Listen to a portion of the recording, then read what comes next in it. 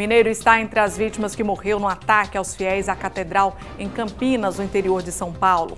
E ainda, casos de leishmaniose preocupam a população de Minas. Criminoso suspeito de assaltar poço de combustíveis em Montes Claros é preso. Exposição Duas Artes Sem Fronteiras está aberta para visitação em Montes Claros. O Vim TV Notícias está começando.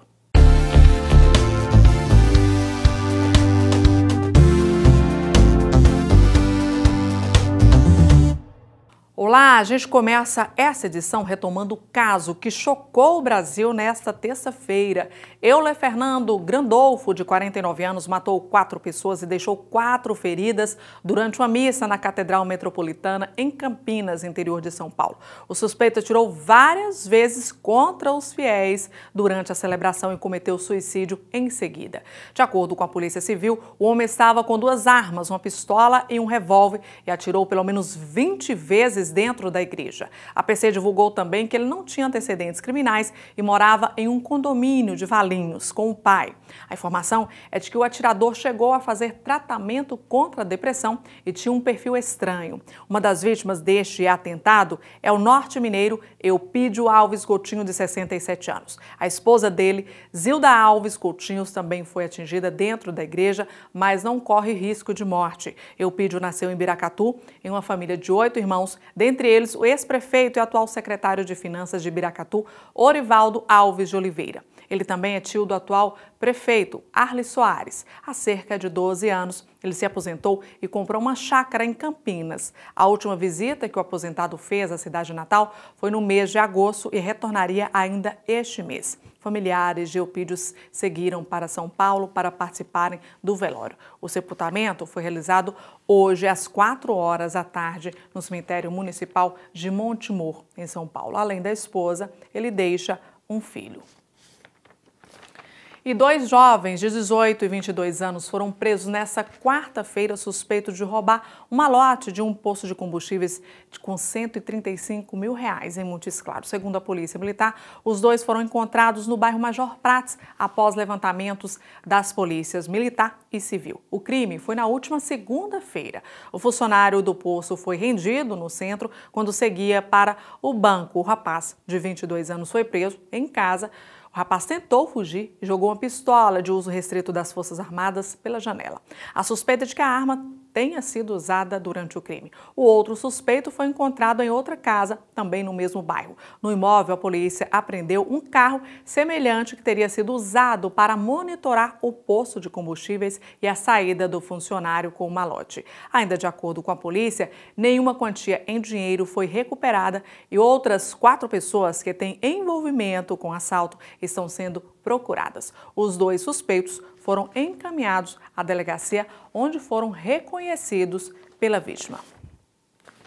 E a gente fala agora de saúde e de uma doença grave que pode resultar em morte de 90% dos casos quando não é tratada de forma adequada. A leishmaniose volta a ameaçar a saúde de Minas Gerais por se tratar de uma doença infecciosa, porém não contagiosa, causada por parasitas. Em Montes Claros, para se ter uma ideia, já foram registrados 27 casos só em 2017. Um alerta importante para a prevenção. O cão abandonado nas ruas é um dos principais hospedeiros da leishmaniose, mais conhecida como calazar. O mosquito flebótomo é quem transmite a doença quando pica animais contaminados e leva o vírus para outros animais e para o homem. Esta médica infectologista explica quais são os 2 tipos de doenças. Muito importante, né? Muito importante. Por isso que a instituição tem o seu gestor. Porque se não tivesse, não teria sentido. Por isso que é ruim. Aí eu sei que está todo mundo na expectativa, há uma ansiedade generalizada. Conhecida como calazar, que é uma doença que ataca órgãos internos. O fígado, o baço e a medula óssea principalmente. Portanto, é uma doença mais grave que pode ser fatal, principalmente nos extremos de idade, crianças muito pequenas, idosos e pessoas que já têm algum problema de saúde, principalmente distúrbio de imunidade, uma pessoa que tenha uma deficiência imunitária. Em Montes Claros foram registrados em 2017 26 casos de leishmaniose na cidade. Há 2 semanas, a morte do jornalista Arthur Leite fez com que o assunto do tratamento e dos cães abandonados voltasse à tona.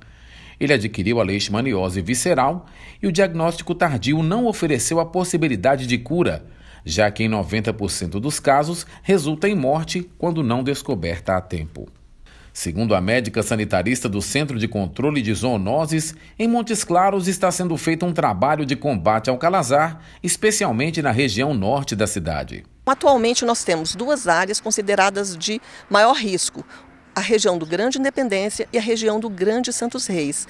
Nestes locais, os agentes fazem visitas domiciliares, casa a casa, para fazer o exame dos cães e para fazer a identificação desses animais que estejam infectados para remoção. Associado a isso, tem as medidas de orientação para os cuidados com o quintal e em alguns desses locais nós fazemos também a aplicação de inseticida. Ela diz que mesmo quem não mora nestas regiões deve procurar o CCZ caso suspeite que seu animal esteja doente. Nos locais onde a visita não está sendo feita casa a casa, o Centro de Controle de Zoonoses disponibiliza um posto de coleta que funciona de segunda a sexta, de 7 às 10h30 e de 14 às 16h30 no Centro de Controle de Zoonoses para que eles possam fazer o exame desses animais. A veterinária dá uma informação importante. Além dos cães, a maior preocupação da população deve ser com os galinheiros. Evitar criatórios de animais de produção, como galinhas, porcos, porque é nesses locais que o vetor se reproduz com mais facilidade. O tratamento para os animais infectados é possível por meio de medicamentos e coleira. Esta veterinária disse que o animal pode conviver com a doença. Existem vários tipos de tratamento para leishmaniose. Eles não curam a doença, mas eles dão sobrevida muito boa, né, para a maioria dos animais.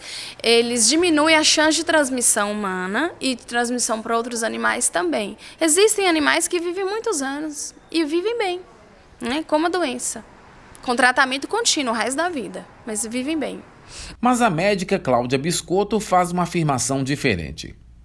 Ela diz que, em função dos altos custos dos medicamentos para a população, uma vez que o animal seja diagnosticado com a doença, não há outro recurso a não ser a prática da eutanásia. Todos os cães devem ser rigorosamente avaliados pela presença ou não do protozoário. Porque se ele for portador do protozoário, ele é um transmissor e ele pode transmitir para a família, para a vizinhança próxima dele, né? Segundo ela, por mais doloroso que isso possa ser para o dono do animal, a região norte mineira é endêmica e a permanência de cães infectados leva perigo para a população. Principalmente agora, né, que a gente tem vivido aí a sociedade protetora dos animais, né, a gente vê violência contra cães de rua, né, o que é absolutamente recriminável e absurdo no nosso país. Por isso que eu digo que existem formas dignas, né, de sacrificar um cão ou um gato, né? Mas o que não pode é manter cão portador, doente, na sociedade, transmitindo para o ser humano uma doença grave e fatal, né? Então, e assim, existem formas, vacinas comercializadas, coleiras que afugentam o mosquito transmissor. Então, assim, tem como você proteger o seu cão, né, da leishmaniose, do calazar, né? O que não tem como realmente é ficar tratando e levando, mantendo o protozoário em circulação. Isso são orientações do Ministério da Saúde. E na volta do intervalo a gente fala sobre o seminário de gastronomia regional.